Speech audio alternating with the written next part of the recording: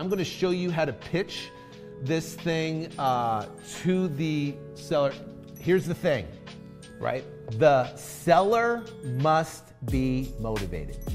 This will not work if the seller's not motivated. If the seller, they're moving out of state, they got to get rid of their property, and I'm going to talk about pre-foreclosure structure here in a second, which is one of the highest motivations. Is someone that's going to lose their house at pre-foreclosure. I'm going to show you this deal that I'm talking about right here was a pre-foreclosure deal, and I'm going to tell you how I structured it. But the caveat is the seller has to be motivated. Seller must be motivated. If the seller's motivated, then literally, I mean, it's a slam dunk deal, slam dunk. So once we qualify that the seller's motivated, they have no equity or minimal or little equity in the property, then what we do is now we do our same routine. We go meet with the seller, we build extensive rapport with them, we get to know their problems and how to find a solution for them, which this is a huge solution, because think about our guy right here, 291. If he tries to list the property and tries to turn around and sell it, he might have to come out of pocket. He's stuck on that deal. That's Miguel's deal. He's stuck on it, right? So in this particular case, he might have to come out of pocket to turn around and sell it. It might take 3 to 6 months to turn around and sell the property on the market, but because you structure it with seller financing, you're able to solve that problem, and you made $15,000 on the arbitrage on the deal. This is called a down payment arbitrage. This is what this is called. Will this work for fix and flip? Absolutely, and with rentals. So Leva, I built a 120 property, right? Single family unit property portfolio worth $36 million with this strategy right here as rentals. $36 million, 120 properties using a contract and addendum just like this. And it works great with fix and flips. But why is it great with fix and flips? Because it's amazing with fix and flips because you can keep existing loan in place, renovate the property. You don't have to come up with a 271 if they're at 5%. Hard money on 271 is going to be what, 12 to 15% interest, right? Then you got to pay points and fees. In this particular case, 271, leave the loan in place, turn around, renovate it, and sell it. If the ARV is higher, then it's killer, and you get to do that. All right, you guys ready to talk about how to pitch the deal? Then we're going to talk about the most motivated seller on the planet, on how to build a massive portfolio, and I'll turn around and flip them. We're going to talk about pre-foreclosures, and this is going to blow your mind because we're actually going to talk about actually negotiating liens down and creating equity out of thin air. All right, so you guys ready how to pitch it? First, seller must be motivated. Seller must be motivated, number one. Number two is you have to build rapport with them, have to get them to like and trust you, have to be able to, to do exactly what you do on a normal wholesale transaction or a listing, whatever you're going to do, and you're going to meet with them, right? So in this particular case, now you're down to it, and you say, listen, Mr. Seller, obviously there's not a lot of equity in the property. Houses are typical days on market are, over 80 to 100 days. Let's talk about your options. So you want to talk about options that the seller has, right? We want to talk about options that the seller has. What are the seller's options if they have a property, in this particular case, it's worth $290 and they owe $271, right? What's their options? Well, Mr. Seller, your first option is, right, you could turn it into a rental. You could turn it into a rental. Have you ever been a landlord, Mr. Seller? Have you rented a property before? And guess what? When I tell people, sellers, you could turn it, now, let's say theoretically this seller of Miguel's deal right here is moving out of state. Let's say they're in Las Vegas, and they got to move out to Atlanta, and they're going to be in out of state. And you say, well, your option, Mr. Seller, is you could turn this property into a rental. And typically what happens is the seller goes, oh my gosh, there's no way, I don't want to turn it into a rental. I hate rentals, I don't want to deal with people, I don't want to have a long-term rental, I don't want to deal with it. right? That's typically what happens. Number two is you could list it for sale, right? So you could list it for sale. So property's going for $291. So let's go $291, right? Times, you got a 6% selling cost. That's $17,000. You got concessions, and you've got 85 to 100 days on market. So are you prepared, Mr. Seller, when you got concessions, you got, let's call it 10% coming off there, almost $30,000 off the price with concessions and real estate commissions and any of that type of stuff. So are you prepared?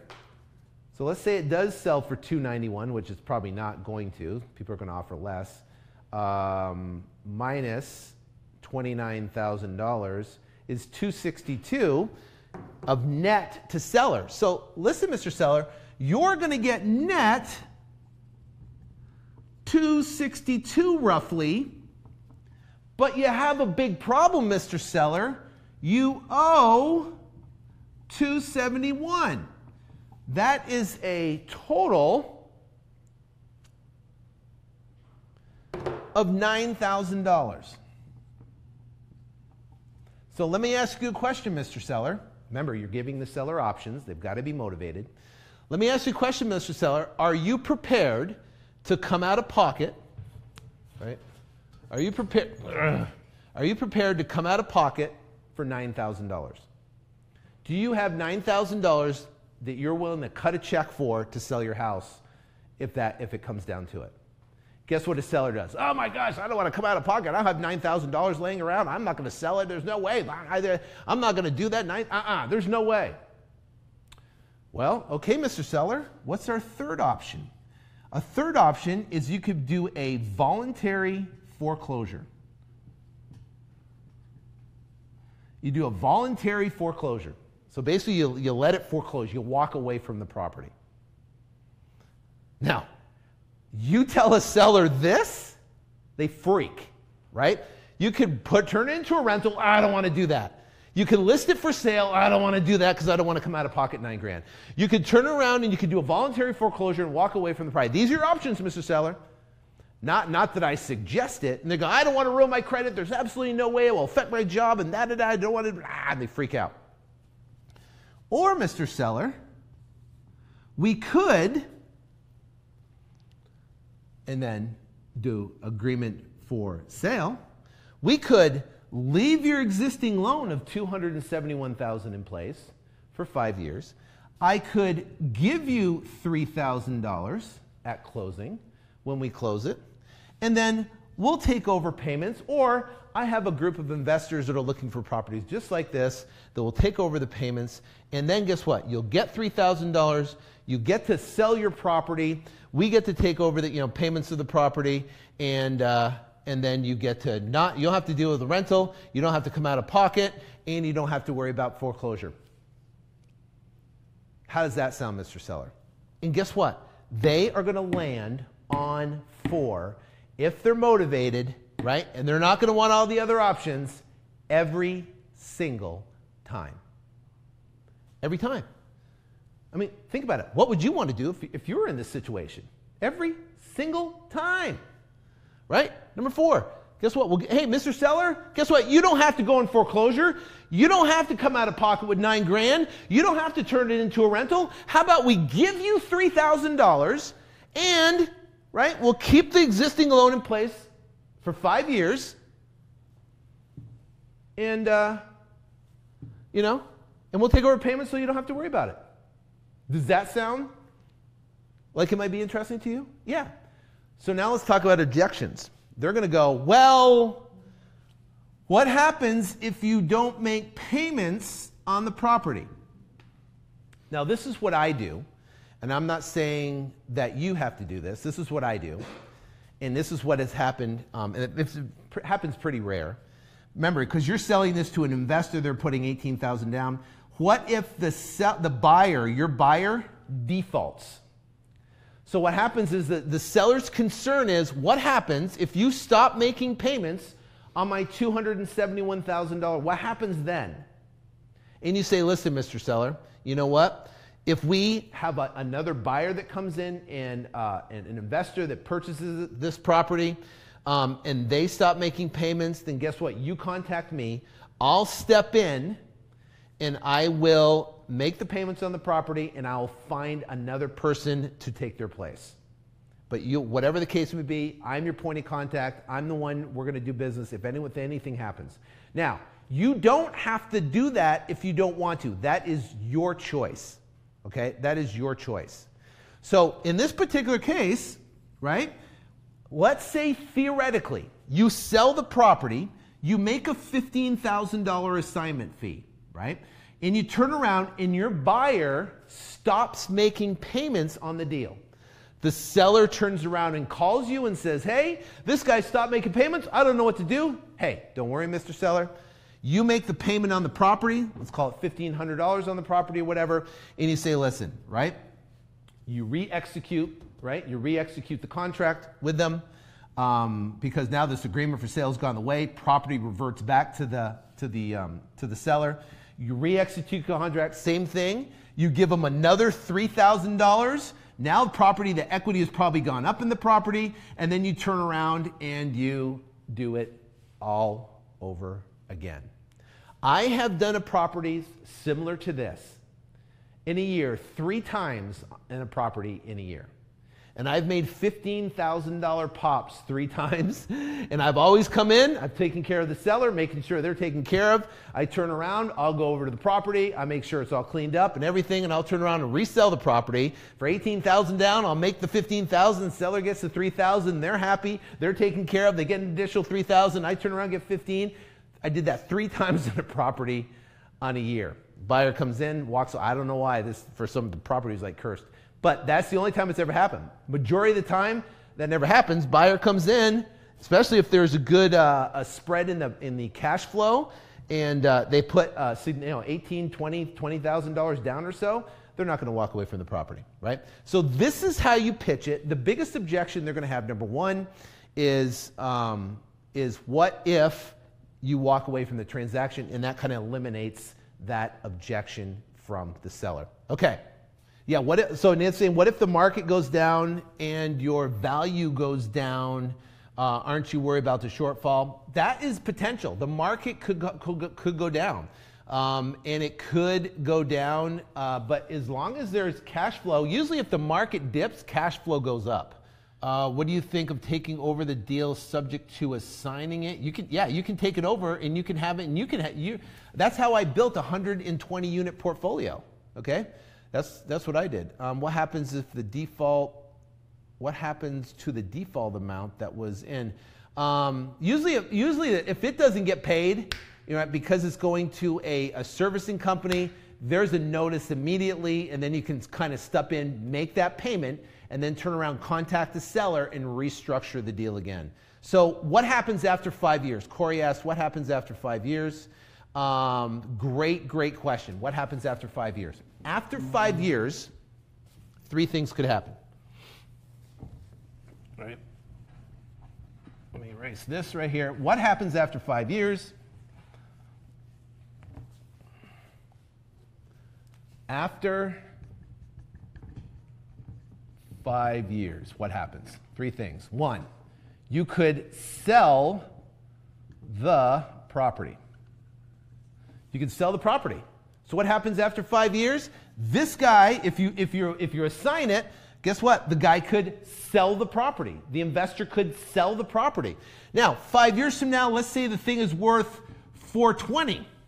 He could, and guess what? That $271 now, because they're making payment for 5 years, that $271 is now $260. They can sell it for a profit, right? So what happens? Sell the property. 2, he could refi the property, pay off that existing, do a refinance on it.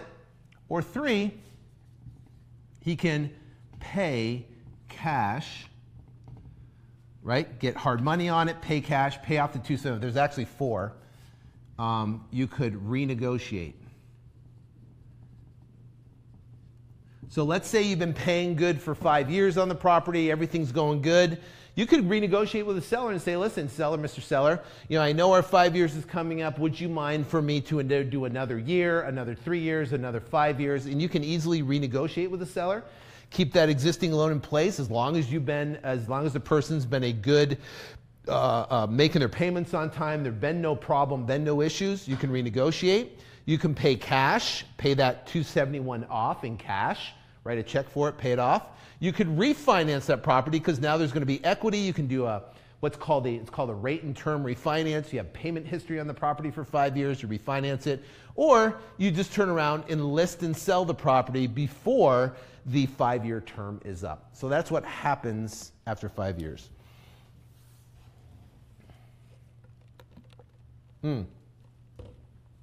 This is a good one from Miguel. Objection. I need to clear the current mortgage to be able to get a loan on my new house. Good one. So that particular case, I have to clear my mortgage. If they have to clear their mortgage, then they're not going to be able to hold it because it's going to mess up their debt to income ratio, and they're going to need 12 months payments on this thing. So your goal on this one, Miguel, is that what third-party services do you recommend? There's national ones. So back to Miguel's objection. So I just searched, put third-party servicing, national third-party servicing companies. I use a local one here called Westar. So Miguel, I need to clear my current mortgage. So if someone needs to clear their current mortgage to purchase another property, then they're not going to be able to do this type of transaction. It's just not going to happen. They're going to need 12 months payment. So the question I would ask, when are you going to purchase a property? Well, they go, well, I want to buy it in the next 2 to 3 years. Then you're fine, right? Because it's going to show 12-month payment history that they can give to their lender, and it's going to show that they're not one making payments, there's 12-month history on the property, and it will come off their debt to income ratio. It could be less, right? It doesn't matter. So that's number one. Number two is that otherwise they won't. If they're going to buy, if they're immediately going to turn around and buy it, they're not going to be able to do that because that will affect their debt to income ratio. Let's talk about one other ninja strategy, and before I blow you guys up, is pre-foreclosures, because those are the best leads to do this with, because you have inherent motivation. Okay. Now, pre-foreclosure is, let's say theoretically, let me give you this deal. Let me tell you about this deal right here. I'll tell you the numbers on this deal.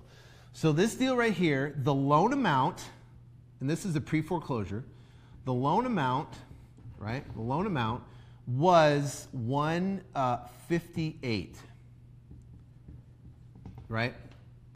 ARV, the ARV of the property.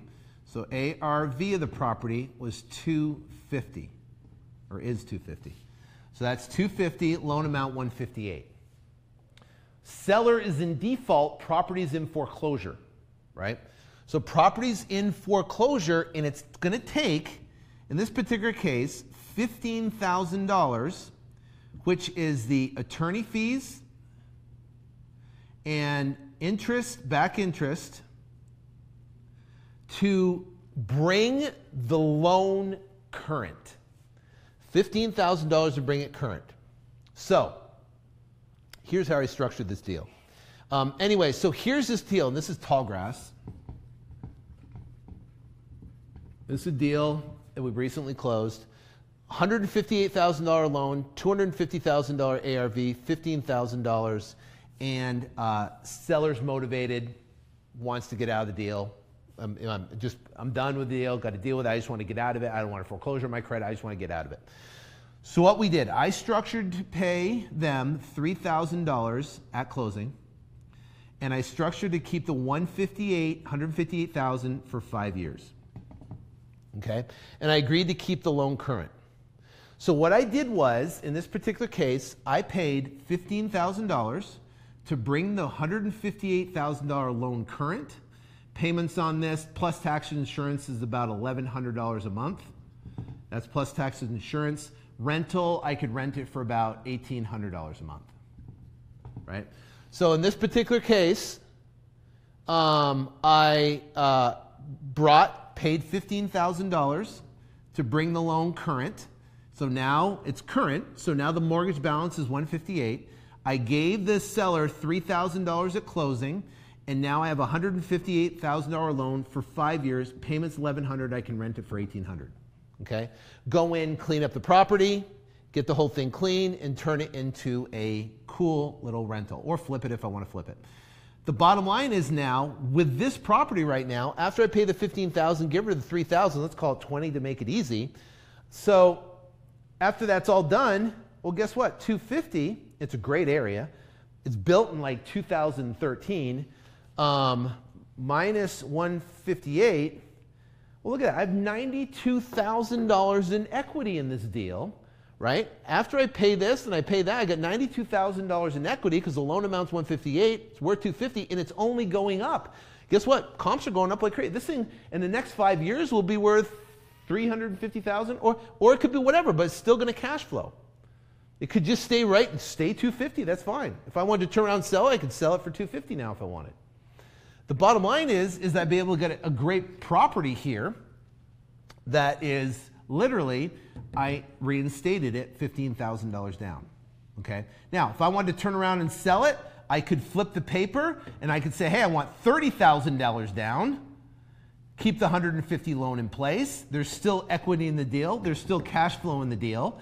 I get $30,000 down, of which the $20,000 goes back for a reimbursement. $10,000 is a profit, and that now I can turn around and flip that paper. Now I want to talk about with pre-foreclosures in this situation with second and third liens. Now,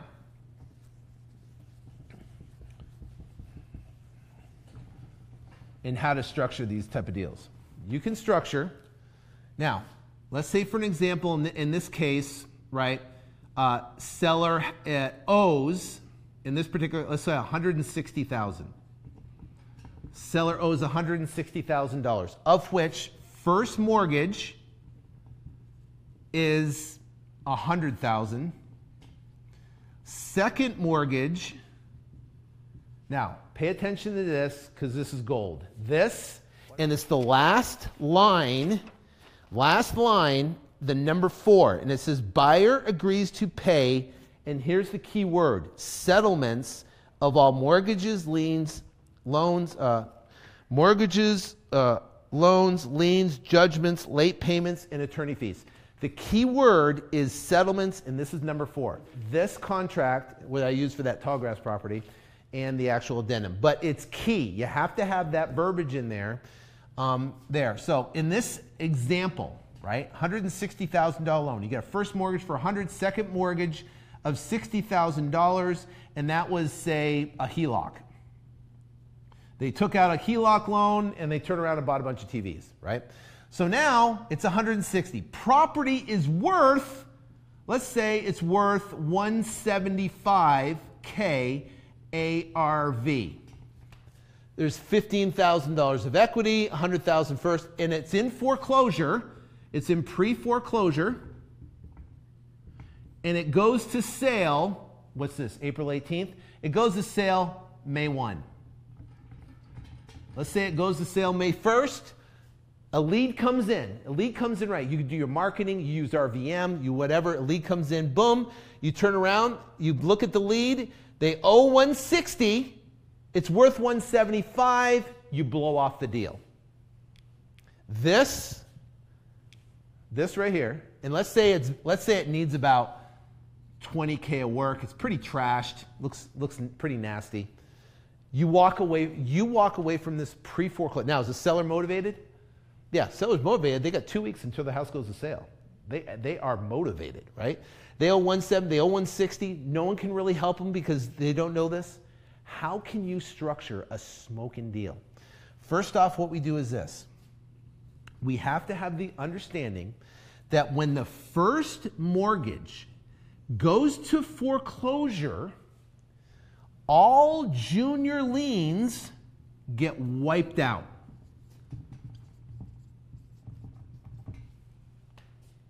Do you hear what I just said? Here, I'm going to repeat it. The first mortgage, right, that's in foreclosure, this one's in foreclosure, goes to sale May 1st, theoretically.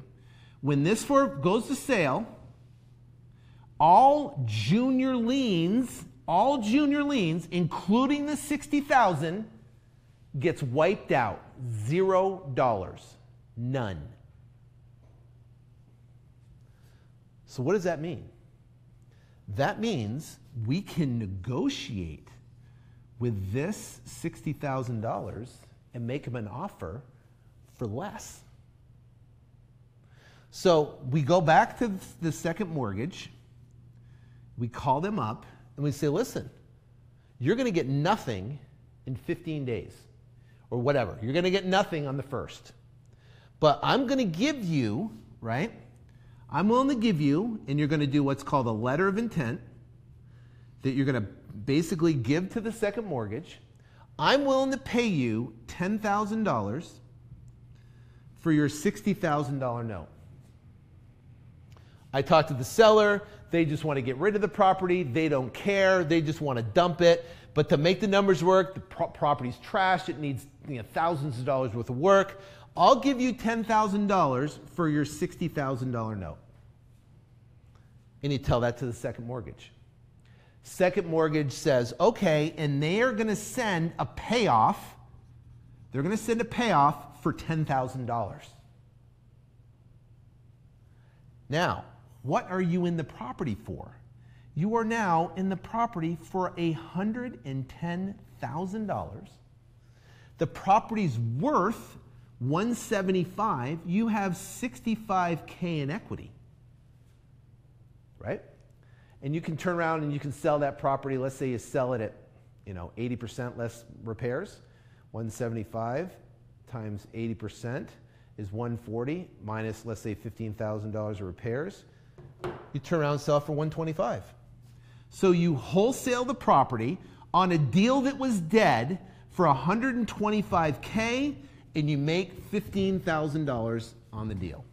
On a dead deal. And all you did is you made a phone call to the second mortgage. You basically sent them an email, showed them the pictures of the property, and said, hey, I'll give you 10. And then boom, they accept the 10. They send a payoff for the $10,000. You're now in it for $110,000. You get 100 first, $110,000. You turn around and wholesale the property out for $125,000, and you make $15,000.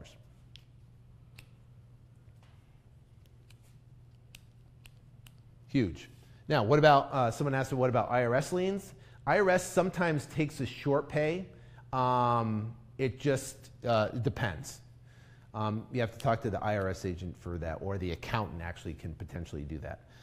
Now, I have negotiated, so I just saw Paul's, so I've negotiated, so I negotiate, IRS liens have been, what they do is they'll take a certain amount of equity. So they'll take a certain amount of the seller's equity to pay off a portion of the IRS lien, and then they'll release the balance of it, is what I've seen. I've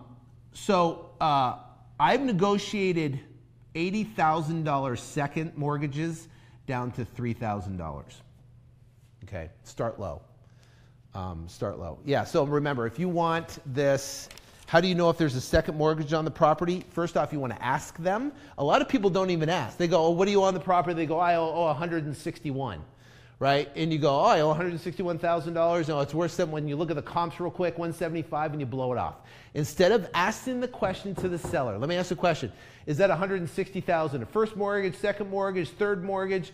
Oh no, that $160,000 is actually, and you could do this with a mortgage, you could do this with a lien, you can do this, I've done this with someone who bought a water filter for $15,000, and there was a lien on the property for a water filter, and it was going to foreclosure May 1st, and I negotiated the water filter lien down to like $500. It was like $600.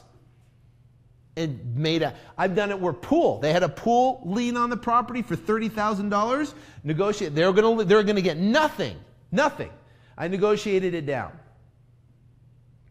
Okay. The bottom line is, if the property is in foreclosure, and the first mortgage is in foreclosure, and they have multiple mortgages or liens or debt on the property, any junior liens, any junior second mortgages, liens, whatever, accepting IRS liens, right? Those you have to negotiate and work with. Those, any other type of liens on the property, those, or even tax liens, those properties, you can negotiate deep down. You can negotiate those mortgages down to nothing. So that, I'm telling you, once you learn how to structure and start doing, once you do one, you're going to go, oh my God, this is amazing. And all the deals that you passed on, all the, how long does it take to get an answer? Well, depends on who they'll lien, but typically it's May 1st, they're going to get back to you pretty quick. Reinstatement costs, there could be a reinstatement cost. Yeah, there could be a reinstatement cost on that. But that's going to be built into the payoff of the $100,000, right? So typically a 6-month reinstatement, in a house that's like this, $100,000, payments are about $600, 6 months, so $3,600 plus attorney fees, maybe $4 or $5 grand. So you get the payoff in this, $4 or $5 grand, you turn around and flip it, you can do that. Okay, this is from Jonathan. I showed the addendum to the attorney and they told me that they've never seen that before. It's basically a subject to, how do I explain it to them? You can do a subject to, but what you do is you ask them, say, listen, is there a contract for deed or an agreement for sale? Or, because agreement for sale is an Arizona term. So Jonathan, wherever you're at, they might call it agreement for sale or land contract or contract for deed. Ask them to say, listen, if I sell my property and the title doesn't transfer until the underlying loan's paid off, what is that called? So you want to ask them specifically. Or I can tell you, Jonathan, some people don't know because they don't have enough experience. I learned most of these transactions and how to do these transactions from my title lady who's been in the business for like almost 40 years now. So she's been in real estate doing transactions for 40 years. And I learned a lot of that. So if you got an attorney that's been 3 years in the business, they're not even going to know how to structure this deal because they're too new. So you might have to find a more experienced attorney that's done a lot of transactions, which I suggest. How common is it to extend the sale? Uncommon. It's very uncommon. The only way to stop a sale is bankruptcy, or if the company literally knows that it's going to be reinstated. The property is going to be reinstated. So for this property on Tallgrass, they didn't even want to give us a payoff on the property. They wanted actually it was Wells Fargo, and they wanted the property back. They wouldn't give us a payoff, and we were lucky enough to get extended. I had to actually show them the cashier's check for the reinstatement and show them the bank account that I pulled it from, which I've never ever had before on a property. That's how bad they wanted the property back. Stupid. I hope this does amazing things for you. If you could share this with your center of influence, your crowd, I'd greatly appreciate it. It definitely helped me out and help out to get more people watching this. If you could like this, I greatly appreciate it. That'd be huge. Thank you guys so much for your time, and I will talk to you soon. Take care, and God bless.